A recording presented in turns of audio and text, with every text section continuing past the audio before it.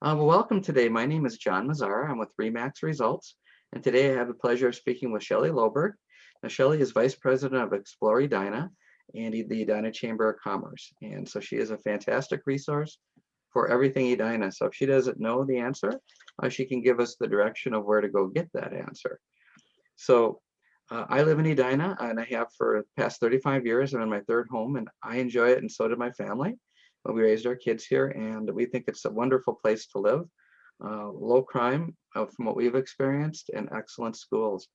And the families, in my opinion, really are invested in their children and their education. That's been my personal experience. So with that, I'd just like to kind of open it up to Shelly and say, Shelly, if somebody's moving to Edina and they don't know a whole lot about the city or the community, what would be one of the best resources that they could go to start to learn about Edina? Sure. Well, from my perspective, we all start out in a new community as a visitor before we live there, before we work there. We're always a tourist or a visitor first. So exploreedina.com is the website for Explore Edina, which is the Visitors Bureau for the community of Edina. And Explore Edina's function is to market the tourism assets of the city, and we are funded through a local hotel tax. So we have 3 lodging properties here in Edina, and when someone stays in one of those properties, they pay a 3% city tax on their bill at the end. The city keeps 5% of that, and the rest goes to fund Explore Edina. And so exploreedina.com is a great place to find a snapshot of information about the community's assets. So recreation, outdoor and indoor activities, hotels, restaurants, shopping. It just gives you a really great idea of everything the community has to offer from that perspective. Does it give any future plans, like for example, a Pentagon Park area where they're going to do some redevelopment? Is there any information about the future of redevelopment within the city itself, or not so much? Actually, the city government does a beautiful job of posting information about developments in Edina. There is a place on their website where you can look up each specific project, and that is constantly updated.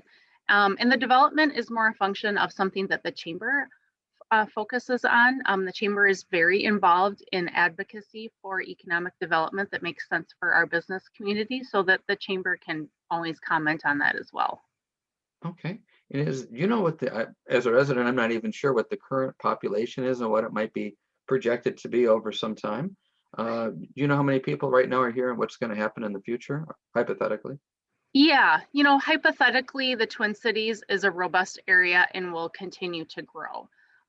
Edina hovers right around 50,000 right now. And I would say, in the future, you're probably going to see that be around 55. But definitely that would be something that you could easily find online with the county, with Hennepin County or the state. Okay. And I know a lot of people move to Edina because of the performance, the underlying testing performance of the schools with Sure. regards to their children. How could they find out more about elementary school, high school testing? Where would you direct them for the school information? I direct people to right to Edina Public Schools. They have a very wonderful, robust website that has everything you need to know about our public school system here. And you can always Google online reports. U.S. News and World Report does an annual summary of high schools, ranking high schools in the nation, and so that's something that usually gets shared annually by the city and by the state. And Edina is always consistently top 3. Wonderful. Yeah, that's what I've seen. I use a site called greatschools.org, and they publish some information, but I know there's other ones. With regards to parks, it seems like Edina is really kind of unique that way, where you've got Braemar, which is, I believe, and I'm not a golfer, but I believe it's for residents first and then for outside people if there's any openings. Can you speak to our golf courses, both public and private, and what you might know about that for anybody that might be interested in maybe that, or even some of the unique things like our indoor hockey arena and public hours and how that might be utilized by residents? Sure. I'll start with the golf courses. We have 2 country clubs in Edina, as you know, and those are private courses. In order to participate on one of those courses, you do either have to be a member or you need to be accompanied by a member. And those clubs are Interlaken and Edina Country Club, and they're both amazing, beautiful courses. We also have one of the top public courses in the state, and that is Braemar Golf Course, which was just redeveloped a couple years ago. And it is a public course. It is open to the general public. I'm not aware that residents are given priority, but you know, anyone can go online and book tee times, and they have a wonderful driving range, an executive course, and 18 beautiful redeveloped holes. They have a wonderful restaurant on site. They now have some additional recreational areas that have been developed. I believe it's a bocce ball court. Oh, I So didn't know that. there's just a lot of really nice spaces. And Edina is very fortunate to have that swath of land that we call Braemar. It's, you know, kind of starts up near 169 where you get off on Valley View and you see the hockey arena.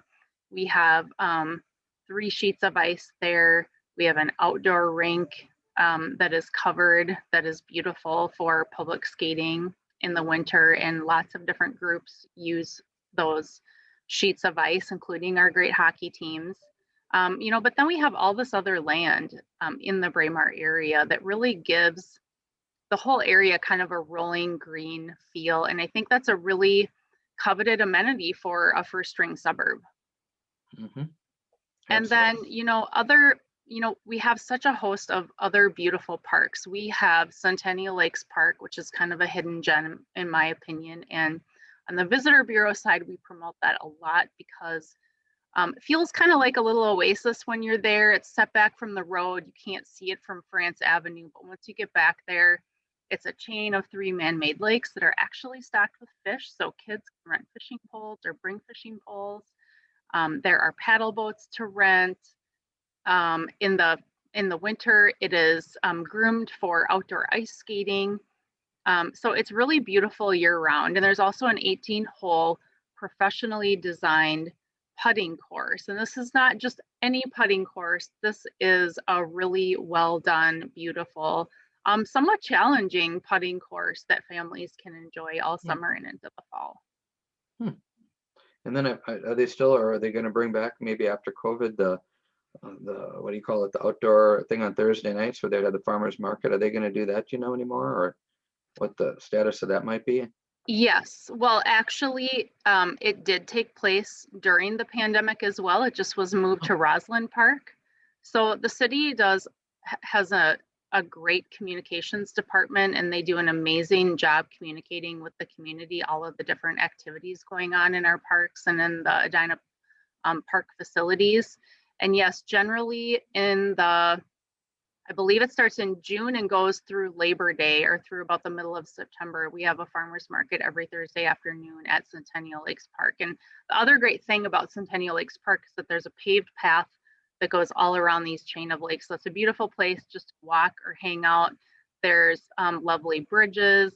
There's beautiful landscaping. It's an amazing photo op if you have kids who are going to prom or people get engaged there. Lots of exciting things happen in that park. It's really a beautiful spot. no, I actually took my kids when they were very little over to that park and fished, and it was amazing. So that's where they got their start with their Snoopy pole, a little piece of corn and, you know, Yep. a small hook with the treble bent back or the barb. I mean, so we've enjoyed that. And then we had the motorized boats after that, you know, when they got a little older, we did that down there. And then we've done the paddle boats, and we haven't done the putting green yet, though. I know it's there, and I know sometimes they have concerts. Is that something that will be continuing at the amphitheater over there? Is there a schedule for that that's coordinated, or is that hit and miss, or what's up with that? You know, I would say stay tuned on that, but follow Centennial Lakes Park on Facebook because they're really good about putting all of their outdoor concerts that are in the Metzold Amphitheater on social media and promoting it to residents as well. And then Explore Edina and the Edina Chamber are always sharing all of those messages. Okay. And if I'm an Edina business, maybe I'm from another state or another adjacent community. Uh, I know we have business builder things like the Edina Rotary, which we're both members, which is tremendous. And I believe are we number one or number two as far as size with regards to membership within Rotary in the state of Minnesota? Do you know? I believe we're the largest. Mhm. I'm on the board of the Noon Club, which I know you are a member of, and I do think that we are the largest in our district, which is 5950.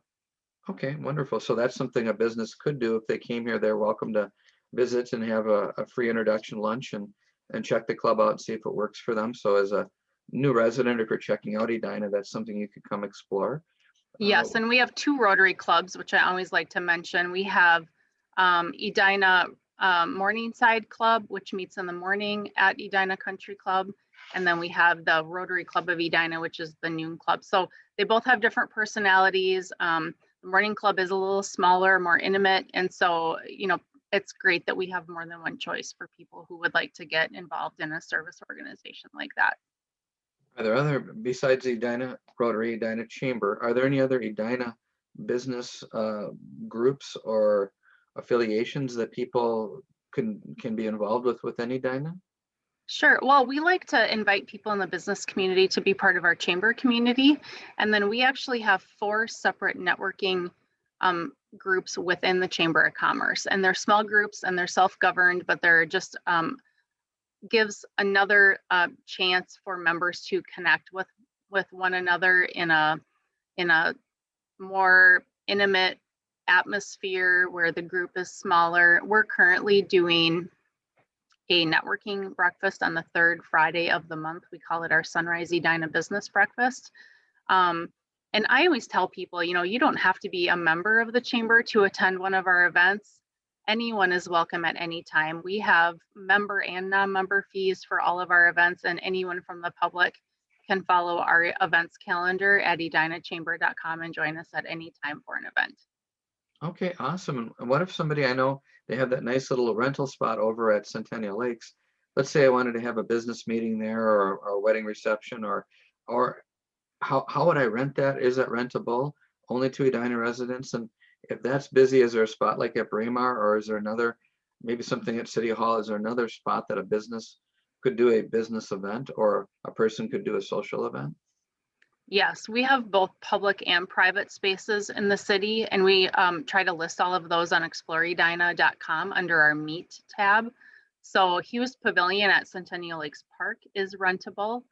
People use it for weddings, for baptism gatherings, for family picnics. There's both an indoor and outdoor area. The indoor facility is what you're renting, but they have a list of caterers that you can work with. But there's many, many other facilities within our parks system, and those are all on the city site in the Park and Rec area. And those are, many of them are rentable. And then, as you know, we have a lot of amazing restaurants in our city, and many of them have private spaces that are available for rent as well. Yeah, are those listed on the site or is that just something they would call the various businesses and ask them for space? We try to list all of those on our site, and we're constantly updating that. So Okay. I know Cove has a lovely space. Pittsburgh Blue has a nice space. Let's see, Tavern 23 has a private room for groups, for small groups. So there's a lot of places like that, and I would say they're small to mid-size. So for a group of maybe 5 to 15 to 20 people. And then if you're looking for bigger space, Braemar Golf Course rents out their clubhouse, and we have other public facilities like that as well. And is that just for Edina residents or anybody could actually rent that? Anyone can rent those. Anyone can. Okay. All right. Correct. Cool. All right. With regards to crime, I know that that's one of the things that attracted me is that I haven't experienced, knock on wood, really any significant crime in Edina. I could go over a couple little things, but nothing that I would be too concerned over. If somebody was interested in getting information about neighborhoods or crime, or where would you suggest that if they wanted to check that out, where they would make that phone call or visit online? Sure. I just suggest that people call the Edina Police Department directly. They do a wonderful job of talking with people about different neighborhoods and crime rates. I also invite people to follow our local newspaper online, which is the Edina Sun Current. If you sign up for their email notifications, all of the police reports are published in the paper as well. And so you can actually read about what sorts of crimes are taking place. And as you mentioned, most of them are pretty small. Some of them are, connected to our retail entities. So this is a tremendous retail community. So certainly there will be some of that. But I always invite people to sign up for those alerts with the Sun Current or just call the police department directly, because they're happy to talk with potential residents about those things. Is that free? The Edina Sun Current online, or is that like a subscription base where you pay, $20 a year or something? Or so if you want to receive the printed newspaper, you do have to sign up online and pay a subscription. But I have an online subscription where I'm just getting links daily and I don't pay for that. oh, that's a great thing. So somebody moving here could kind of get familiar with the community itself through the free local newspaper. That's great. Yes, and then Edina Patch is another great source for local news information, and that's a group that you can very easily find on social media. So I suggest people look them up on Facebook or even just on Google, and then you can sign up free for their news alerts as well. Is that like a community board, or is that something through the city, the Edina Patch? Patch is it's an independent news outlet. Okay, so not I affiliated live with in any city. Egan and we have one too, and it's just a really easy way to consume local headlines that are just from your town. Okay, all right. Restaurants, I know I love the diversity, everything from sushi to microbreweries and everything in between. Is there anything you can say about the restaurant community that maybe makes it unique? Or I know we used to be dry, Edina, to the extent of, beer and, wine, and now we've gotten rid of that a number of years ago when they traded Yeah. land with Bloomington. Maybe just kind of speak maybe to the evolution of what you see with regards to businesses and alcohol, and with the diversity of that, and maybe what, if you know of anything that's coming in the future that maybe we don't know yet. Well, I think, that's something that's always developing. We have a wonderful brewery here called Wooden Hill Brewing Company that's operated by two brothers. They have a very legitimate chef. They do a beautiful job with beer, and they also do an excellent job with food. They have indoor and outdoor seating, and they've been very COVID safe. We have so many restaurant facilities, it's hard to comment holistically on them, but I love the 50th and France area personally. And what a lot of people don't understand about the 50th and France area is that France Avenue acts as a border, and that on the east side of the street, you are on Minneapolis. And on the west side of the street, you are in Edina. So that's something that's unique about that neighborhood, is you're getting both a taste of Minneapolis and Edina. And I think that the diversity of restaurants in that neighborhood is really nice. You can have great Indian food. You can have wonderful Mexican cuisine. You can have American, French American, American with a twist. There's just lots of different choices. And then also, I think that the restaurant offerings at Galleria are wonderful. And then the ones at Southdale Center are also really fun and family friendly. So there's so many pockets of restaurants that I think no matter what you're looking for, you're going to find something. And that's another thing. I invite people to look on the dining page at exploreedina.com, because we have Google Maps that have all of the restaurants pinned. So you can very easily hover over each pin and read about the restaurant and see where it is and learn about what kind of food they offer. Okay. In Explore Minnesota, or exploreedina.com, I'm sorry, that's a resource for people, for visitors, if they wanted to find out more things. That would be a starting point. And then like there's a map. I know not many people request it, but it outlines individual borders within the city itself. So there's little communities within the community, neighborhoods. And so if somebody's concerned about maybe setting up a housing search and needs to access that map in order to be within the schools that they want to be in, like if they wanted to be in Highlands Elementary and they needed to be within this geographic neighborhood for a home search. That map might be useful. That would be something that they could stop in. And is it something they can stop in to your office at some point, or how would somebody get maybe information? Is it something by appointment only, or can they, where are you located if walk-ins are possible? Sure. Currently we are not open to the public, but normally we are. So that's an evolving situation due to the pandemic, unfortunately. Anyone can make an inquiry through our website at edinachamber.com, and I have people email us all the time and request maps or request information about the city. And we are happy to mail those things out. It doesn't cost anything. You don't have to purchase the map. We will be happy to mail it directly to you. And then certainly when we're open to the public again, we're happy to have people stop in our office, and we're located in the Edinborough Park Corporate Center.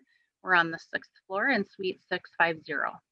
Okay, and if they have questions, like you and I are conversing today and doing this presentation, is it open for telephone calls as well, or is it pretty much just an online type of response situation over there if somebody had questions about Edina, or how does that work? We're happy to talk to anyone at any time. So people are always welcome to call our office if they have questions. And if we Okay, can't answer them, we'll point you in the right direction to someone who will be able to. perfect. And then I just wanted to touch on maybe one other personal thing, and then open it back up to you with regards to the dog park. We actually have a couple of dogs, and we utilize the dog park. I wasn't really aware that Edina had one until we found out, and we've taken him over there, and we love it.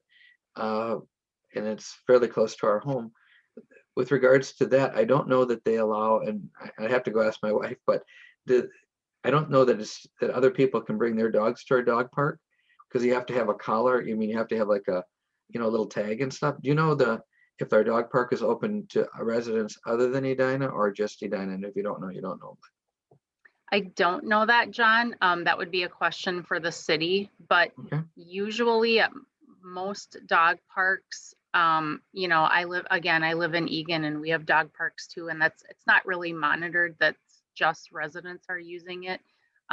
If it's a public park, I think it's probably open to anyone, but usually when you're at a dog park within a city, your dog does have to be licensed. So I would just always recommend that people make sure their dog is licensed Hmm. with the city that they reside in, no matter where that is, and that they're always wearing a collar and tags. Sure. Yeah, maybe I'm getting confused. Maybe that's what it is. They have to have their tags on when they're in the park.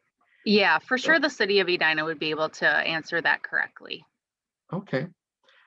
Other resources, other ideas that you could give to somebody? Oh, I want to touch on one other thing too.